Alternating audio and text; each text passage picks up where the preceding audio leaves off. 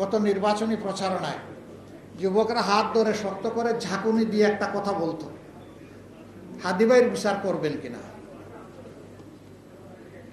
এখনো বলে এই বিচারটা আমরা পাবো কিনা। আমরা এই বিচারগুলা পেতে চাই। তবে হ্যাঁ, ওই 15.5 বছর মানুষের উপর যেভাবে অবিচার করা হয়েছে বিচারের নামে, ওটা আমরা চাইব না। এটা যেন শতভাগ ন্যায় বিচার হয় এবং যার পাওনা সে যেন পায়। এতে যদি অভিযুক্ত কোনো ব্যক্তি একদম সম্পূর্ণ নির্দোষ ন্যায় বিচারের মাধ্যমে প্রমাণিত হয়ে যায়, আমাদের কোনো আফসোস থাকবে না। একজন অভিযুক্ত মানুষও দোষী না হয়ে যেন শাস্তি না পায়, সেটাই আমরা দাবি করব। বরঞ্চ প্রকৃত দোষীরা যেন সঠিক শাস্তিটা পায়, এটা যেন নিশ্চিত করা হয়। আমরা দাবি জানিয়ে যাব এবং আপনাদের দাবির সাথে আমরা একাত্ম হয়ে চলতেই থাকব। আমাদের এই লড়াই অব্যাহত থাকবে ইনশাআল্লাহ।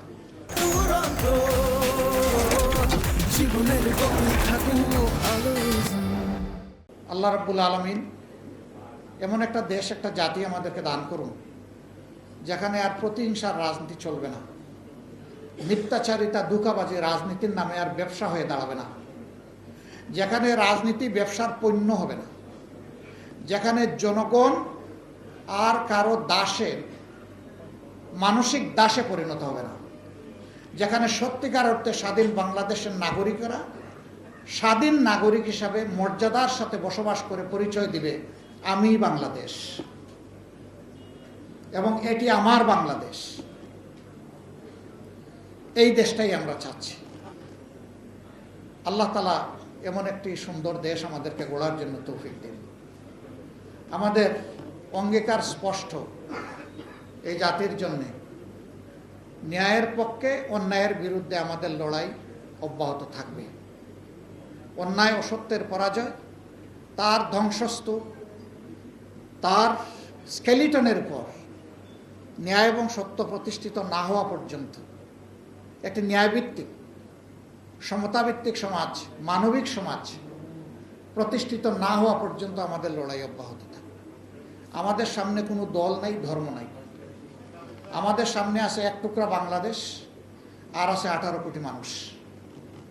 তাদের সকলের প্রতি আমাদের এই কমিটমেন্ট। আমরা সরকারে যেতে পারি নাই, কোনো আফসোস নাই।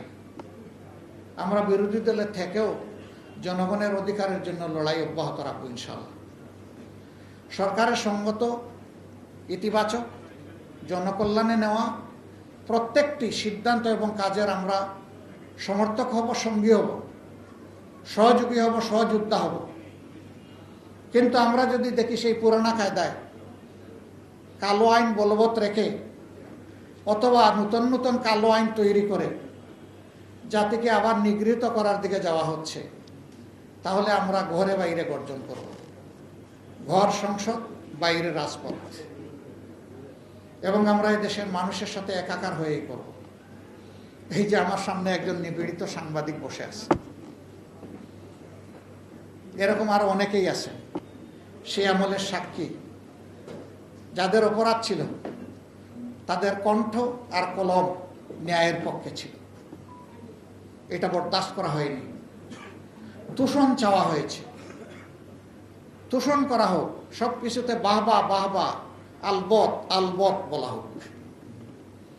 যারা বলেছেন তারা অ্যাপ্রিসিয়েটেড হয়েছে, তারা তাদের কাছ থেকে অনেক কিছু আদায় করে নিয়েছেন, পেয়ে গেছে। আর যারা বিবেকের পক্ষে ছিলেন তাদেরকে স্ট্রাগল করতে হয়েছে, লড়াই করতে হয়েছে, অনেক কিছু মেনে নিতে হয়েছে। এই সমস্ত মজলুমরা আমরা একাকার। আমরা চাই জুলুমের অবসান বাংলাদেশে হোক। আমরা চাই সেই ন্যায়ের বাংলাদেশটা প্রতিষ্ঠিত হোক, যে একটি মাত্র স্লোগান রাস্তাঘাটে, নগরে বন্দরে, বাড়িতে বাড়িতে, গাছের উপরে, তারপরে বাড়ির ছাদে উঠে সবাই দিয়েছিল, উই ওয়ান্ট জাস্টিস। সেই জাস্টিসের পক্ষে আসুন, সমবেত লড়াই আমরা চালিয়ে যাই।